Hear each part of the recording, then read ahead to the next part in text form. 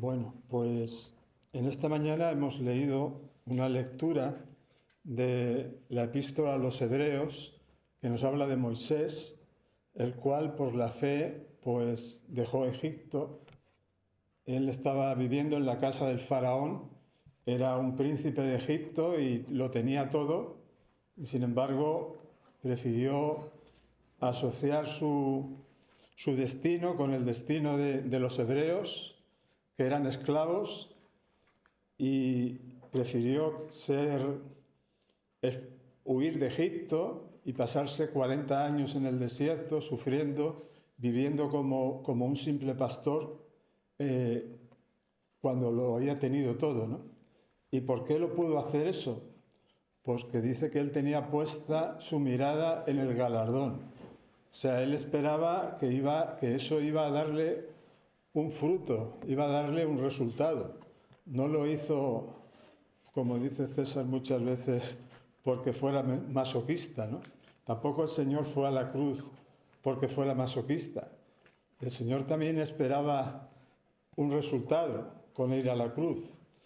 Aquí en la misma epístola a los Hebreos, más adelante, en el capítulo 12, vemos cómo nos dice que Jesús, a ver si lo voy a leer, Hebreos capítulo 12,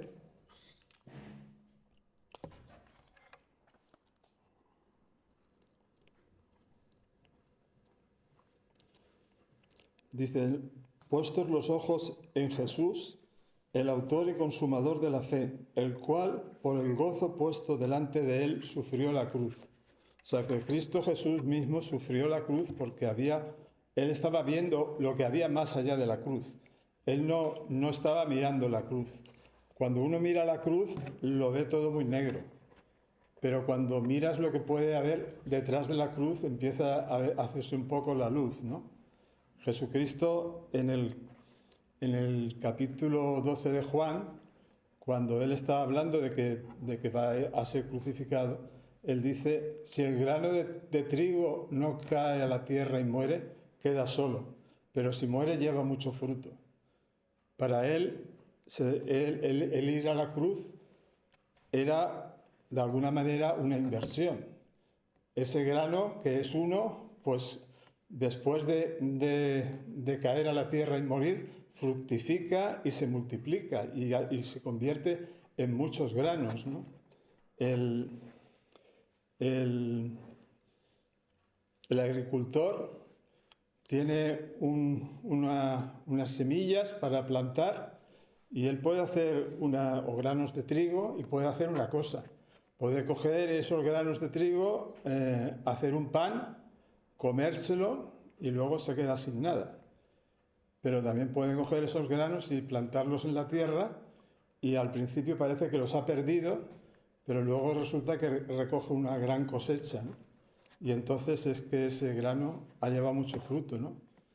En Isaías nos dice el profeta en el capítulo 53, cuando habla de Jesucristo, nos dice que Jesucristo, después de poner su vida en expiación por el pecado, dice: verá linaje. Es decir, él tenía que llevar muchos hijos a la gloria, pero para poder hacerlo tenía que poner su vida. Y esa vida dio un fruto, que somos todos nosotros. Él, como dice también en Efesios, él murió pues por su esposa, ¿no? Él ganó una esposa y él ganó muchos hijos que los llevó a la gloria, ¿no? Y es verdad que en Getsemaní, o sea, bueno, antes quiero decir una cosa. Cuando nosotros somos cristianos, que en principio entendemos que somos salvos por gracia, por medio de la fe. O sea, es una cosa completamente gratuita. El Señor nos ha dado la salvación y la vida eterna. Y estamos gozosos por eso, pero luego nos dicen que tenemos que llevar la cruz. Si alguno quiere venir en pos de mí, niéguese a sí mismo, tome su cruz y sígame, ¿no? Y entonces no entendemos. ¿Por qué tenemos que sufrir? Nos han dado gratis la salvación, ¿y por qué tenemos que llevar la cruz? si el Señor es todopoderoso, ¿por qué tiene que hacernos pasar a veces por cosas tan difíciles, ¿no? Y si no le vemos sentido a la cruz, si no vemos que sirva para algo eso, pues nos desanimamos y lo vemos todo muy negro. ¿Por qué tenemos que pasar por la cruz, no? Entonces el Señor en Getsemaní tenía la cruz delante y lo veía todo muy negro. Y él hubiera ido a la cruz únicamente por amor a su Padre, porque no necesitaba más, ¿no? Por obediencia a su Padre, él hubiera ido a la cruz, pero él veía más, además de eso, veía el fruto que iba a haber después de eso, ¿no? Entonces, por ejemplo, Pedro, lo vimos el otro día también en un mensaje que tuve en otra anterior a este, pues Pedro le falló el amor. Dice, Pedro le dijo a Cristo, mi vida pondré por ti, pero luego su amor no era suficiente para dar su vida por Cristo, ¿no?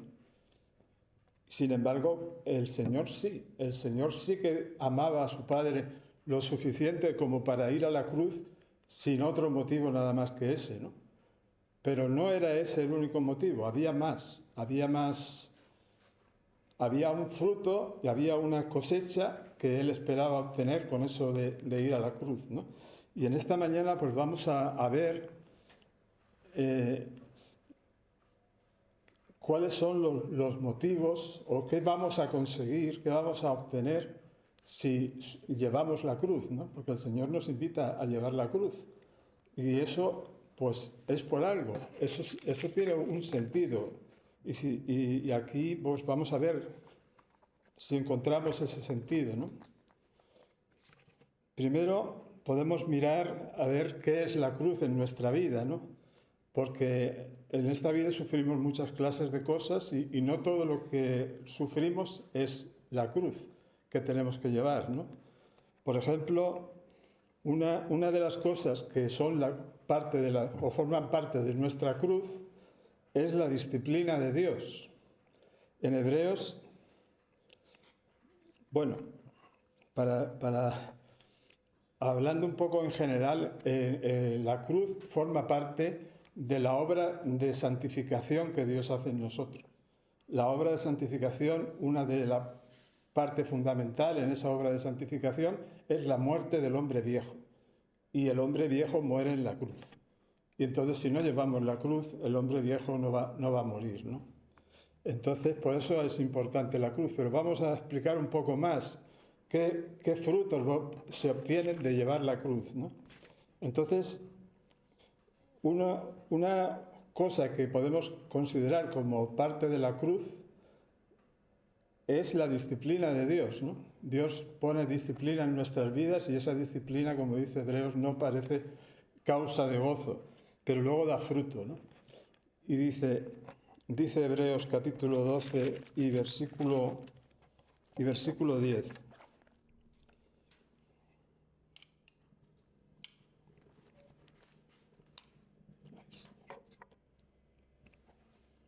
Parece que se me han roto las gafas. Bueno, perdona, si alguno lo puede leer porque se han roto las gafas. Sí. ¿Tienes miopía?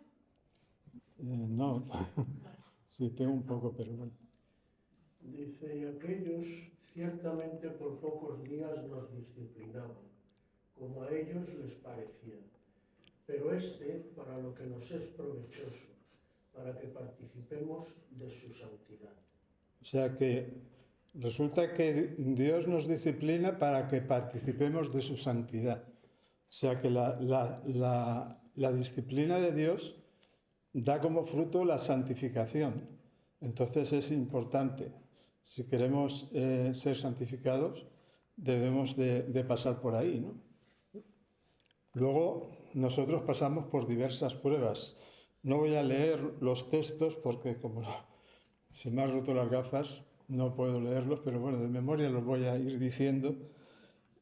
En Primera de Pedro, capítulo 4, nos dice Pedro que ¿por qué os extrañáis del fuego de prueba que os ha sobrevenido, como si fuera alguna cosa extraña la que os ha acontecido, ¿no? Sino que este fuego es porque sois participantes de la cruz de Cristo. A veces cuando nos vienen pruebas en la vida es que estamos participando de la cruz de Cristo, ¿no? Y tenemos que ver que eso también, esas pruebas son parte de nuestra cruz y van a dar un fruto, ¿no? Luego también a veces pasamos por tribulaciones, por aflicciones, y Pablo dice que esas tribulaciones también forman parte de la cruz. Dice, si somos, por ejemplo, en 2 Corintios, capítulo 1 y versículo 6, dice que si somos atribulados y es para vuestra consolación y salvación. Y si somos consolados, también es para vuestra consolación. Y todo esto pues es para salvación, ¿no? Pero también una parte muy importante de lo que significa la cruz es las persecuciones, ¿no? Cuando en Mateo 5, por ejemplo, dice el Señor, dice que bienaventurados cuando seáis, cuando os persigan y digan toda clase de mal contra vosotros mintiendo, gozaos y alegraos porque vuestro galardón es grande en los cielos, porque así persiguieron a los profetas, ¿no? Y cuando hablan o hacen cosas contra nosotros injustamente, todos esos sufrimientos injustos que no merecemos pero que nos vienen o que hacen contra nosotros, pues son parte de nuestra cruz. La persecución es parte de la cruz de Cristo. Estamos siendo partícipes de la cruz de Cristo. Y los primeros cristianos se gozaban. Dice que cuando los llevaron a los apóstoles al Sanedrín y los azotaron, salieron gozosos porque habían sido tenidos por dignos de padecer afrenta por causa del nombre. Entonces esto nosotros hoy en día, en el siglo XXI, parece que ya no lo entendemos, ¿no? Que alguien pueda tener un gozo por haber sido perseguido por Cristo, ¿no? Pero así es, porque realmente si padecemos como cristianos, esto es porque estamos llevando la cruz de Cristo. Y entonces esto va a dar fruto, ¿no? El Señor dice,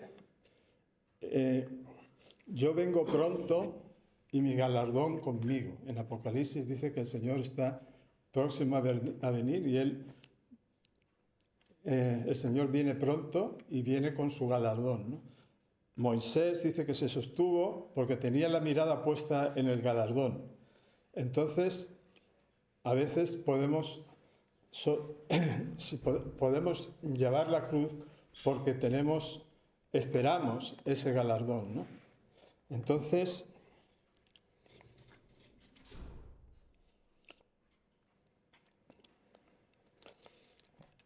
cuando se acerca la venida del Señor, parece que las persecuciones y los ataques que vienen contra la Iglesia de Dios pueden aumentar y pueden ser más fuertes, ¿no? Pero tenemos que pensar que Cristo viene pronto y viene con su galardón para recompensar a todos aquellos que le esperan, ¿no? Y bueno, parte de la cruz también son a veces las persecuciones, pero ya no de los hombres, sino incluso del enemigo, ¿no? El enemigo también nos ataca y es una forma de persecución espiritual, pero que también es persecución y también forma parte de la cruz. Y todo esto va a llevar un fruto que ahora veremos. Pero además de las persecuciones, ya sean físicas o sean espirituales, hay también una cruz que es la participación mística en la cruz de Cristo. Por ejemplo, en Colosenses capítulo 1, versículo 24, a ver si César lo puede leer. Colosenses 1:24.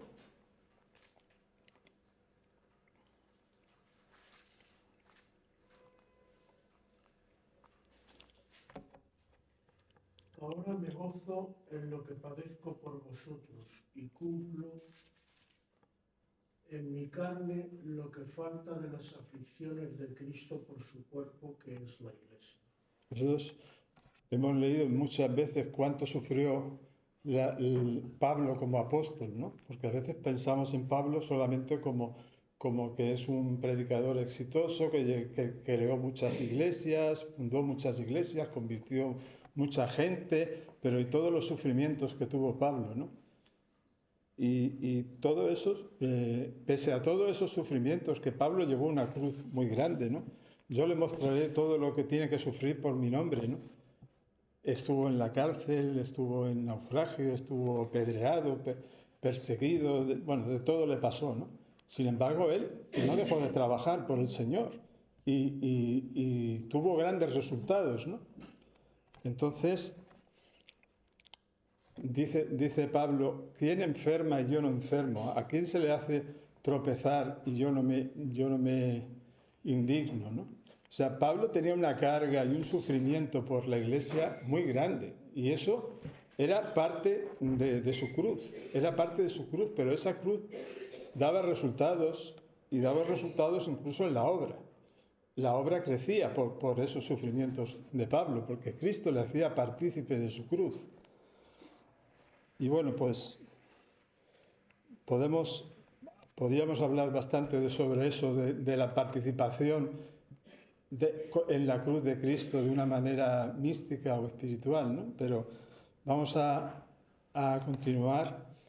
Y hay otros sufrimientos que no podemos decir que sean parte de la cruz que Dios nos ha dado. Porque si sufrimos como cristianos, pues sí, eso es parte de la cruz. Pero si sufrimos porque hemos hecho algo malo y entonces eso nos causa problemas, pues eso no tiene nada que ver con la cruz. Eso es el justo juicio de Dios, o es el castigo que nos corresponde por haber hecho lo malo, ¿no? Si pecamos, la paga del pecado, pues eso no tiene nada que ver con la cruz, ¿no? Y Jesucristo dijo que no penséis que aquellos sobre los que le cayó la torre de Siloé eran más pecadores que los demás, porque si no os arrepentís, todos pereceréis igualmente, ¿no? O sea que hay castigos que son por causa del pecado, sufrimientos que vienen por causa del pecado, y eso no tiene nada que ver con la cruz. Y si todos los sufrimientos fueran parte de la cruz y todos los sufrimientos que pasamos en esta vida, digamos, tuvieran un fruto, pues entonces la gente que está en el infierno, pues a lo mejor algún día acabarían siendo completamente santos, se santificarían allí muchísimo de tanto sufrir, ¿no? Pero esos sufrimientos no llevan a ningún lado, esos sufrimientos no llevan ningún fruto. El fruto, una cosa es la cruz y otra cosa es el sufrimiento por causa del pecado, ¿no? Y las consecuencias del pecado. Los pecados no solamente tienen un castigo, sino que a veces traen consecuencias, porque cuando tú has hecho algo, pues eso pues lleva, no sé, lleva sus consecuencias a ti mismo o a lo mejor incluso a otros. Todo eso no es parte de la cruz, ¿no? Sin embargo, cuando tú te conviertes, parece que el Señor puede quitarte incluso esas consecuencias del pecado, ¿no? Por ejemplo, dice la Biblia que Jesucristo llevó en la cruz nuestros pecados y llevó también nuestras enfermedades, nuestros dolores, llevó muchísimas cargas que no son el pecado y las llevó por nosotros. Por eso a veces cuando oramos por un enfermo decimos por sus llagas o decimos porque Cristo lo llevó en la cruz. ¿Me entiendes? Entonces, a veces el Señor también nos puede quitar eso, ¿no? Pero en principio, si una persona no se convierte, pues tiene que pagar consecuencias del pecado. Y si se convierte, también puede pagar consecuencias del pecado, pero a lo mejor empieza a tener algún fruto eso, ¿no? Porque Cristo lo llevó, ¿no? Y bueno, entonces,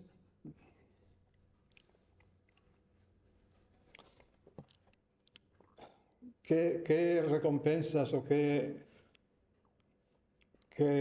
fruto tiene esos sufrimientos que tenemos en la vida, que son nuestra cruz? ¿Para qué sirven, no? Y que, pues el primer fruto que podemos tener de la cruz es nuestra propia santificación, ¿no? Porque ya he dicho antes que la cruz forma parte de nuestra santificación porque mata al hombre viejo. Y entonces eso es una parte fundamental en nuestra santificación, ¿no? Entonces, ahora estaba pensando cuánta gente se sacrifica y van a los gimnasios, por ejemplo, para tener un cuerpo en forma y para tener un cuerpo esbelto y bello y hacen muchas clases de dietas y muchas cosas por tener un cuerpo hermoso, ¿no? Y bueno, pues en el cielo el cuerpo que tú tengas depende de cómo esté tu alma. O sea, allí, si aquí se dice que la cara es el espejo del alma, allí muchísimo más. O sea, allí en el cielo no hay caretas ni hay nada por el estilo. Lo que está por dentro es lo que se manifiesta por fuera. Y en la persona que es santa tiene un cuerpo glorioso.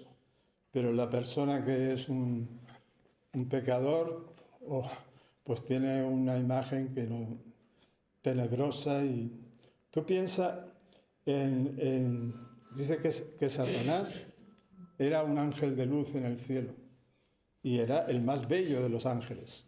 Y sin embargo, cuando cayó, pues se convirtió en un demonio. Y dice la Biblia que se convirtió en un espanto.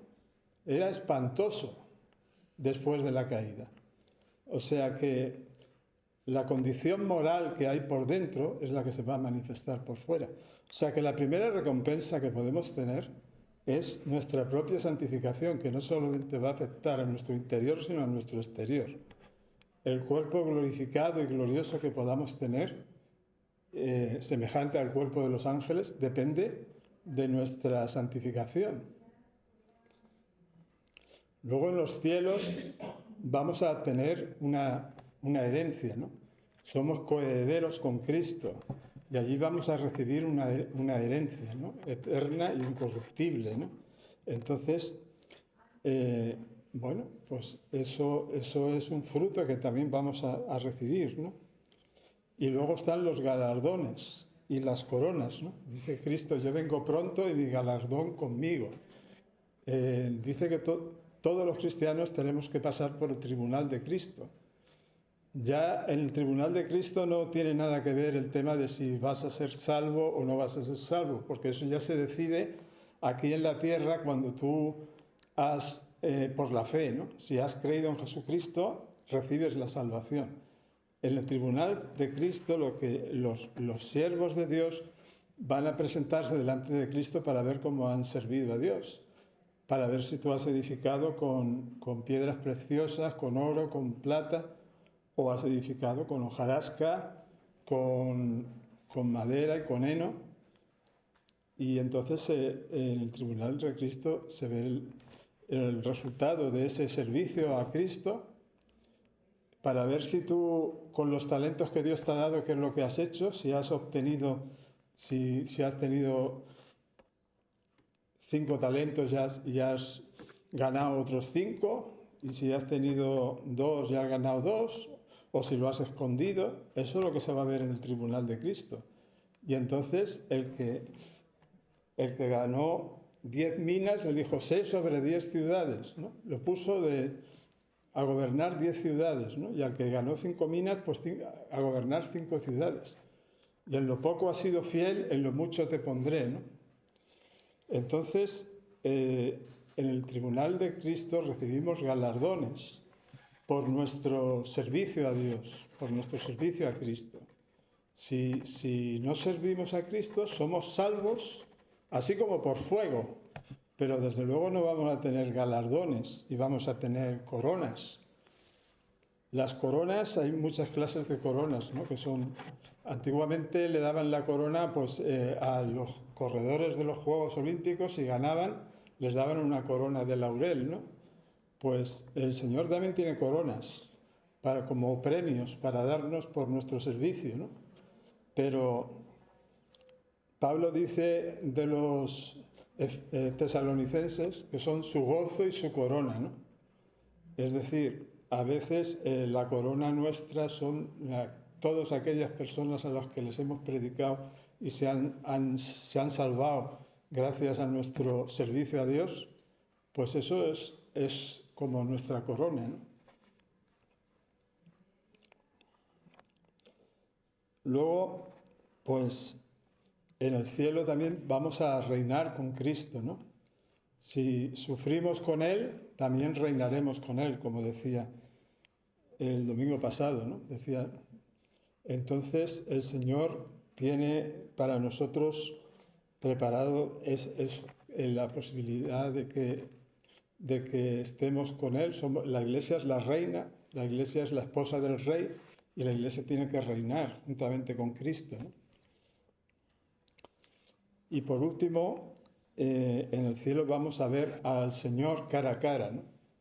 Me acuerdo de la canción y este es el premio gordo, ¿no? De la lotería. Este es el premio más gordo de la lotería. Me acuerdo de la canción de Marcos Vidal que se llama Cara a Cara, donde dice Marcos Vidal: no me importa el lugar de la mesa donde me hagas sentar, ni el color de mi corona si la llego a ganar. O sea, efectivamente, lo único que quiere Marcos Vidal es ver al Señor cara a cara. Pero bueno, ese es el máximo galardón, ese es el máximo, ¿no? Porque aunque tengan, mira, los 24 ancianos arrojan sus coronas delante de Él, ¿no? Entonces, todos los galardones y todo lo que podamos ganar en el cielo no se puede comparar a lo que es el poder ver al Señor cara a cara, ¿no? Los teólogos le llaman a eso la visión beatífica, y es la máxima felicidad que se pueda experimentar y que se pueda imaginar, ¿no? Y como eso no hay nada más grande, ¿no? Entonces, realmente, cuando Marcos Vidal desprecia las coronas y el lugar de la mesa en la que es que todo eso no es nada comparado con el poder ver al Señor cara a cara, ¿no? Entonces quiero decir que cuando estamos sufriendo la cruz, no es por gusto del Señor de hacernoslo pasar mal, sino que eso va a llevar un fruto, ¿no? Cristo sufrió la cruz, pero tuvo una recompensa, ¿no? Que resucitó y además llevó muchos hijos a la gloria, ¿no? Y también quiero decir que mientras estamos aquí en la tierra, esos sufrimientos de nuestra cruz también dan algún resultado, también dan algún fruto, frutos de santificación. Pero, por ejemplo, la herencia nuestra, ahora aquí en la tierra el Señor no nos puede dar la herencia completa, pero nos puede dar las arras de nuestra herencia, ¿no? Y de alguna manera el Señor podemos participar en algo de todo esto que vamos a tener en el futuro, pero ya en parte vamos a ver cosas aquí, ¿no? Y bueno, esto es la meditación que tenía para compartir con vosotros en esta mañana, y espero que pueda ser de edificación y de bendición para todos.